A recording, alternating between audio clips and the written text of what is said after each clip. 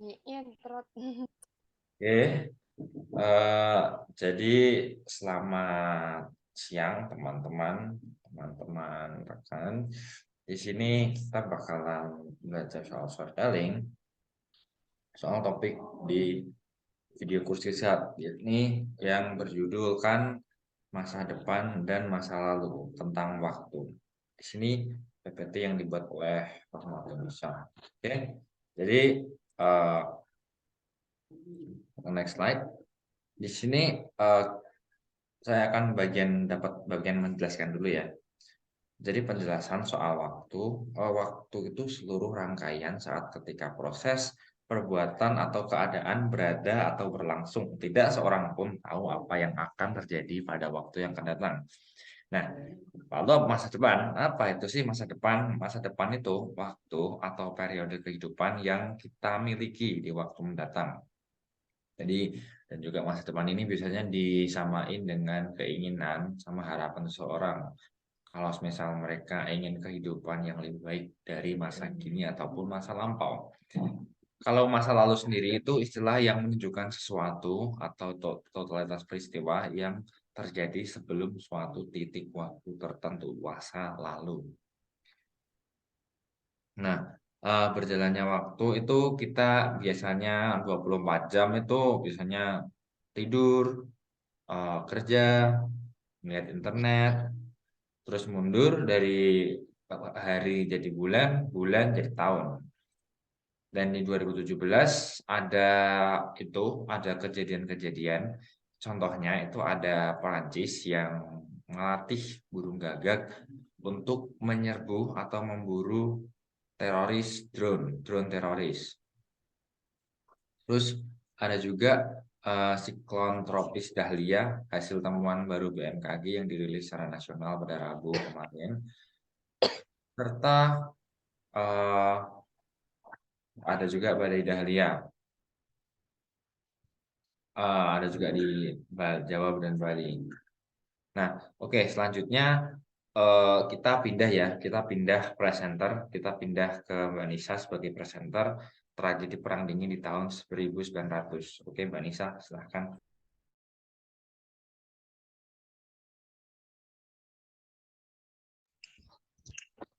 Oke, terima kasih Mas Rizky. Jadi saya akan melanjutkan presentasi dari Mas Rizky. Tragedi Perang Dingin di tahun 1900 yang memiliki peran dahsyat manusia dalam Perang Dingin. Next.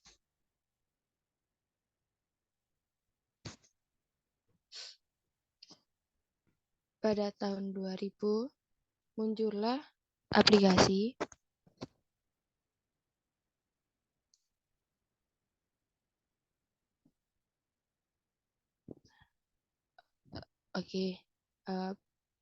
penemuan yang bernama Jelino Jaramillo.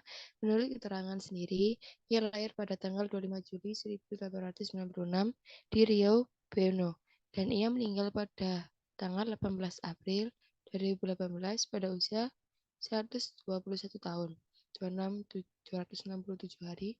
Beliau meninggal diakibatkan luka yang didapat setelah jatuh dari tempat tidur, mematahkan beberapa tulang rusuk, salah satunya merusak paru-paru. Jaramillo menjalani operasi tetapi beliau itu tidak dapat menahannya. Okay, next. Pada tahun 1896, kelahiran beliau, Celino Jaramillo, lebih dekat dengan waktu Napoleon memerintah Eropa daripada hari ini. Ini adalah peperangan pada tahun 1896. Okay, next.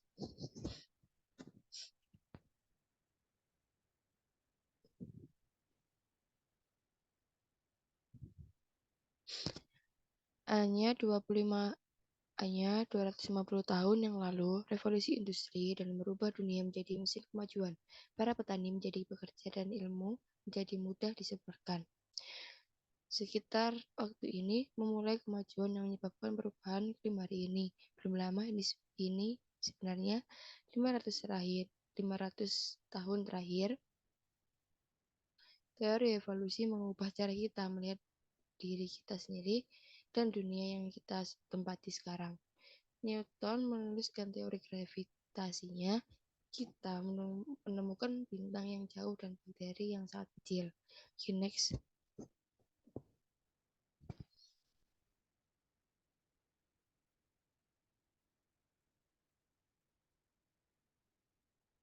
Pada tahun 1500 tahun terakhir, abad ke-15, sangat penting menemukan Columbus tentang Amerika dan jatuhnya dan berakhirnya abad pertengahan.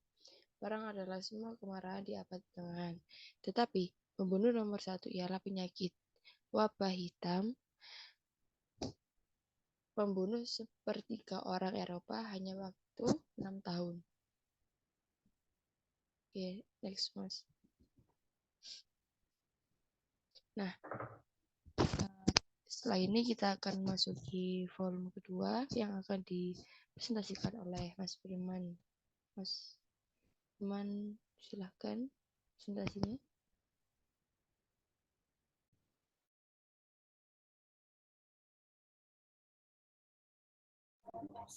Oke, terima kasih.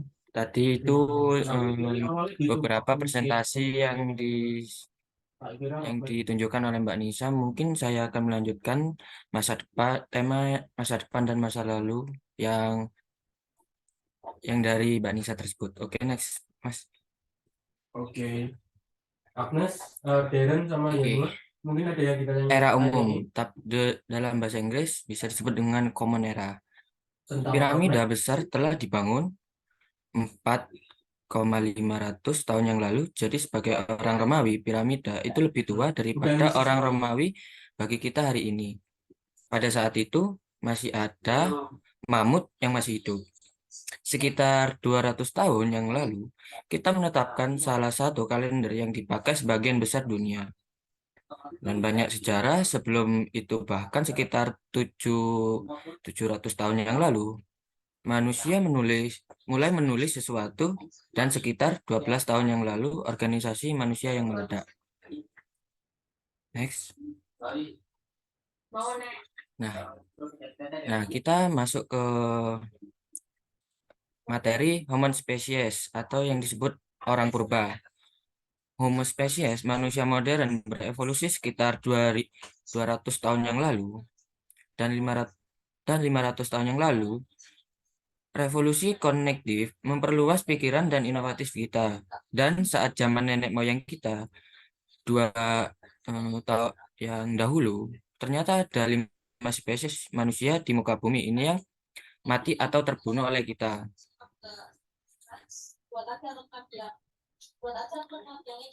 Earliest human beings atau yang disebut dengan manusia awal.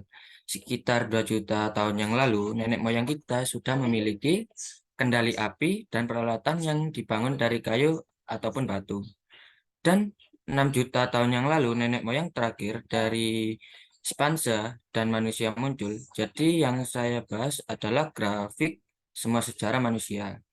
Kerabat dekat kita yang disebut Homo erectus bertahan hidup 10 kali lebih lama daripada kita yang telah ada di saat ini. Bagian kecil ini adalah era manusia. Kami harus memperbesar banyak hal untuk mendapat melihat masa hidup. Tetap saja semua sejarah manusia itu tidak terlalu lama. Begitu. Next. Dinosaurus. Kita ngomong tentang dinosaurus. Pada 65 juta tahun yang lalu, masa dinosaurus berakhir dengan ledakan besar yang disebut dengan meteor. Nah, dinosaurus menguasai bumi selama lebih dari 105 juta 165 juta tahun 27 kali lebih lama daripada manusia. Itu sangat lama, berarti semua T-Rex yang hidup 65 juta tahun yang lalu itu lebih dekat dengan kita hari ini daripada Stegosaurus yang masih hidup. Dinosaurus dalam bentuk ayam perkasa masih ada sampai sekarang. Oke, next. Nah, oke, wait. Nah, kita masih membahas tentang dinosaurus. Dinosaurus adalah kelompok hewan purbakala dari kelas Dinosauria. Dinosaurus pertama kali muncul pada periode Trias sekitar 230 juta tahun yang lalu Ini dan departemen merupakan ilmu vertebrata dominan selama pengetahuan. 135 juta tahun yang lalu. Yang dimulai sejak periode Jura yang bisa disebut dengan sekitar 201 juta tahun yang lalu. Hingga berakhirnya periode Kapur 65 juta tahun yang lalu. Dan kemudian musnah akibat peristiwa kepunahan Kapur Paleogen sebelum era Mesozoikum.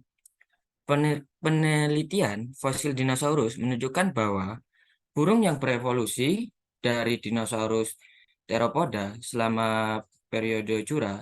Oleh sebab itu, burung yang hidup sekarang telah diklasifikasikan oleh para pal- paleontol- paleontolog sebagai salah satu sub kelompok dinosaurus. Begitu. Next.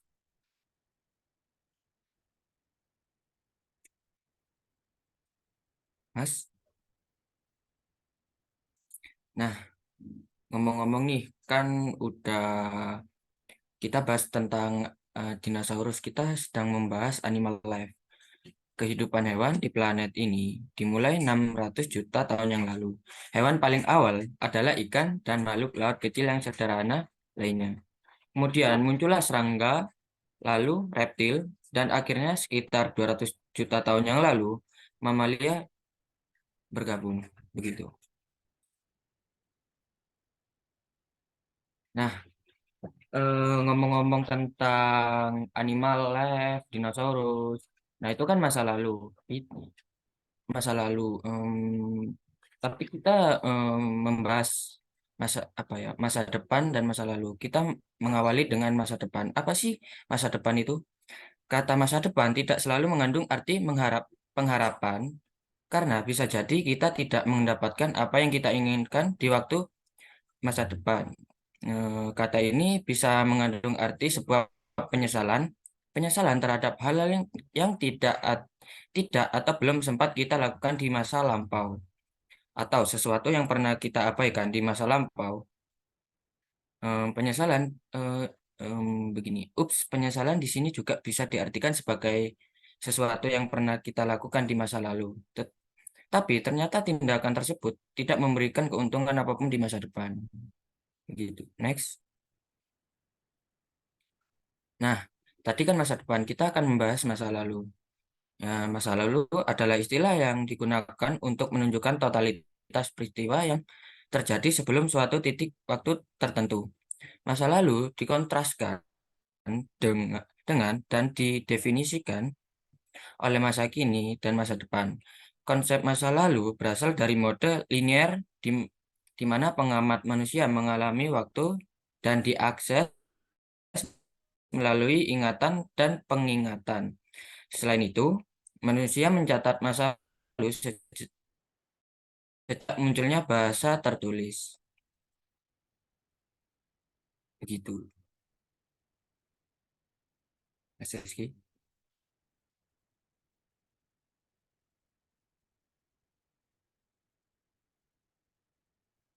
Seperti sejarah, ingatan, kilas balik, pengingatan, arkeologi, arkeos astronomi, kronologi, geologi, sejarah linguistik, hukum, ontologi, paleontologi, paleobontani, dan banyak lainnya. Gitu.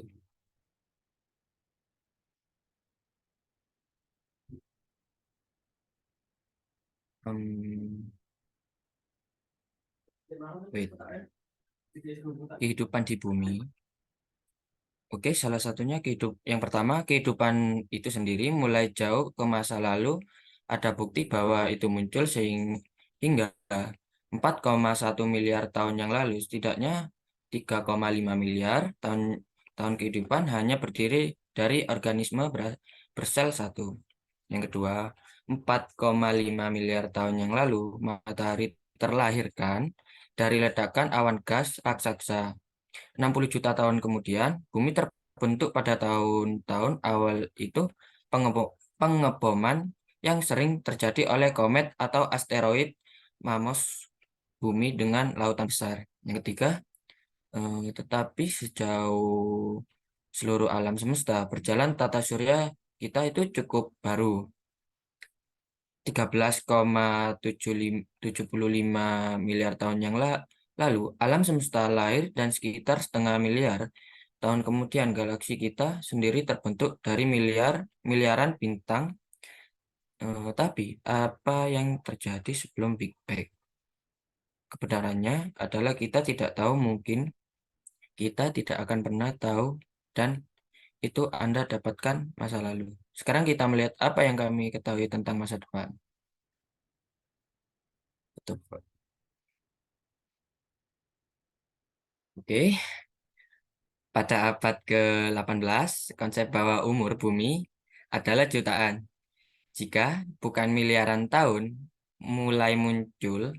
Namun, sebagian besar ilmuwan sepanjang abad ke-19 dan memasuki dekade pertama abad ke-20 berasumsi bahwa alam semesta itu sendiri adalah keadaan tetap dan abadi. Mungkin dengan bintang datang dan pergi, tetapi tidak ada perubahan yang terjadi pada skala terbesar yang kita ketahui saat itu. Teori ilmiah pertama yang menunjukkan bahwa usia alam semesta mungkin terbatas adalah studi termodinamika yang diresmikan pada pertengahan abad ke-19. Konsep entropi menyatakan bahwa jika alam semesta atau sistem tertutup lainnya sudah tua, tak terhingga, maka semuanya yang ada di dalamnya akan memiliki suhu yang sama. Dan dengan demikian tidak akan ada bintang dan tidak ada kehidupan, tidak ada penjelasan ilmiah untuk kontradiksi ini yang diajukan pada saat itu. Oke. Evolusi alam semesta dari keadaan primordial yang sangat seragam, panas, dan padat hingga keadaannya saat ini selama rentang waktu sekitar 13,77 miliar tahun yang lalu.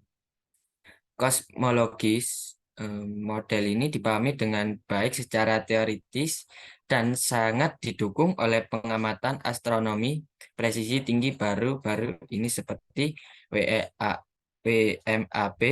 Sebaliknya, teori asal mula keadaan primordial tetap sangat spekulatif.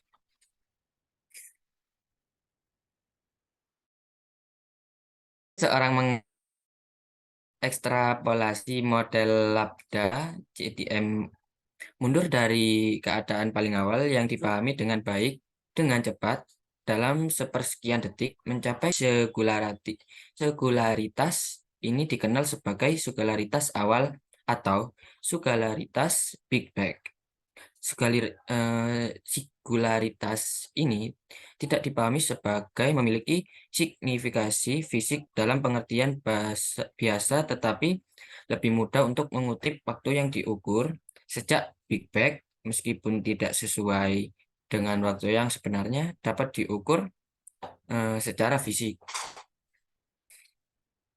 Meskipun alam semesta secara teori mungkin memiliki sejarah yang lebih panjang, persatuan astronomi lambda CDM atau setara dengan waktu yang telah berlalu dalam alam semesta yang dapat diamati saat ini sejak Big Bang.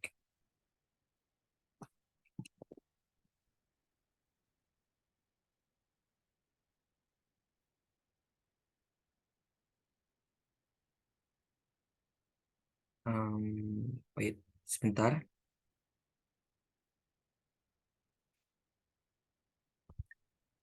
Masa depan, kita lagi-lagi membahas tentang masa depan.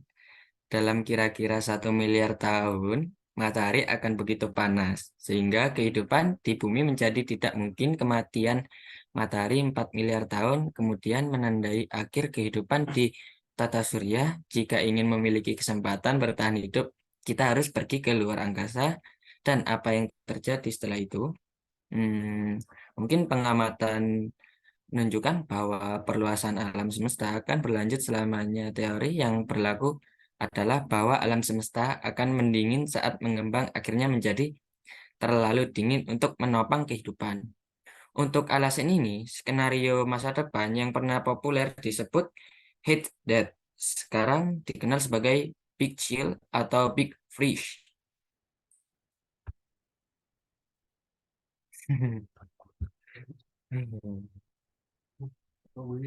Mohon maaf Mas, Mungkin yang ini boleh stop recording. dapetin aja ya Man, dipersingkat.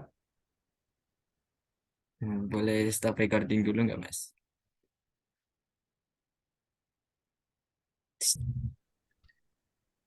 Oke, mohon maaf. Tadi ada terkendala sinyal. Mungkin selanjutnya akan dijelaskan oleh Mbak Ana dari sekarang. Mbak Ana, apakah sudah siap? Siap. Oke, mohon presentasi. Oke. Terima kasih Firman. Selanjutnya saya akan melanjutkannya. Pengamatan menunjukkan bahwa perluasan alam semesta akan berlanjut selamanya. Teori yang berlaku adalah bahwa alam semesta akan mendingin saat mengembang. Akhirnya menjadi terlalu dingin untuk menopang kehidupan. Untuk alasan ini, skenario masa depan yang pernah populer disebut Heat Death atau sekarang yang lebih dikenal dengan Big Chill atau Big Freeze. Jika dark energy diwakili oleh konstanta kosmologi, dan standar energi konstan yang mengisi ruangan secara homogen atau medan skala seperti instri atau moduli, kuantitas dinamis yang densitas energinya dapat bervariasi dalam ruang dan waktu, atau mempercepat perluasan alam semesta, maka ruang antar galaksi akan tumbuh dengan kecepatan yang meningkat. Oke, Mas. Next.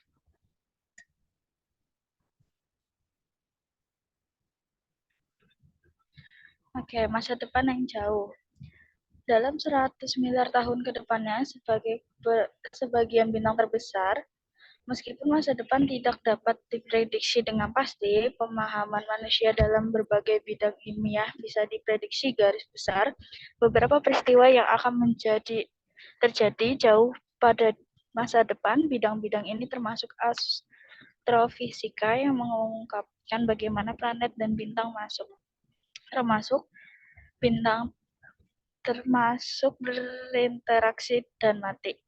Fisika partikel yang menggunakan bagaimana materi berperilaku pada skala kecil. Biologi evolusioner yang memprediksi bagaimana kehidupan akan berkembang seiring waktu. Semua estimasi tentang masa depan bumi, tata surya, dan alam semesta harus diperhitungkan hukum. Kemudian, termodinamika yang menyatakan bahwa entropi atau hilangnya energi yang tersedia harus meningkat seiring waktu berjalan. Oke, Mas, next.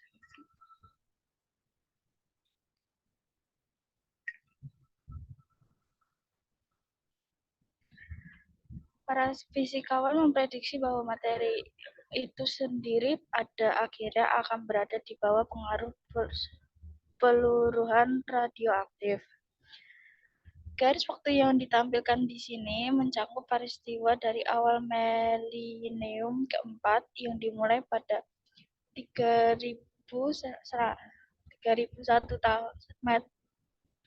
miliar hingga jangkauan terjauh pada masa depan. Kemudian peristiwa masa depan alternatif dimasukkan dalam daftar ini untuk menjawab pertanyaan yang masih belum diselesaikan. Oke, Mas, next. Era kegelapan alam semesta. Alam semesta akan mati alam semesta akan mati dan menjadi redup, hanya diterangi oleh bintang kurcaci merah dan putih yang kecil, tetapi mereka juga akan mati dan pada suatu hari bintang terakhir di alam semesta akan mati. Alam semesta akan mencapai tahap terakhirnya, yaitu hot death atau kematian panas. Saat ini teleskop di seluruh dunia mencoba melihat sekilas hidrogen primal itu dikenal sebagai hidrogen netral untuk menunjukkan dengan tepat saat zaman kegelapan akhirnya berakhir dan galaksi pertama terbentuk. Sementara atom kuno itu tetap sulit dipahami. Mas, next.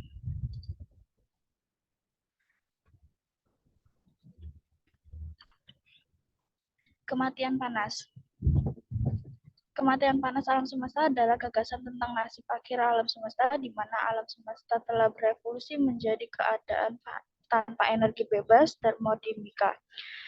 Dan karenanya tidak dapat lagi mempertahankan proses meningkatkan entropi. Kematian panas ini tidak menyiratkan suhu abstrak tertentu, melainkan hanya mensyaratkan bahwa perbedaan suhu atau proses lain mungkin tidak lagi dieksploitasi untuk melakukan usaha.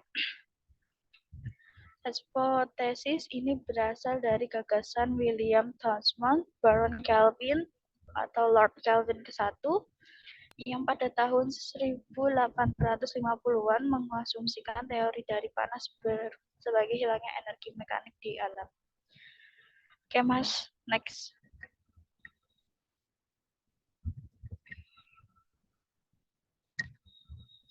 Menurut studi baru yang diterbitkan ke database Page Physics dan segera muncul di jurnal Astrophysica, pada astronom menggunakan teleskop radio motion with pulse array untuk mengintip jauh ke dalam kosmik masa lalu untuk mencari panjang gelombang khas hidrogen netral.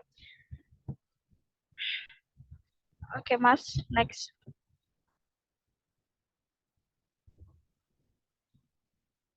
Habis.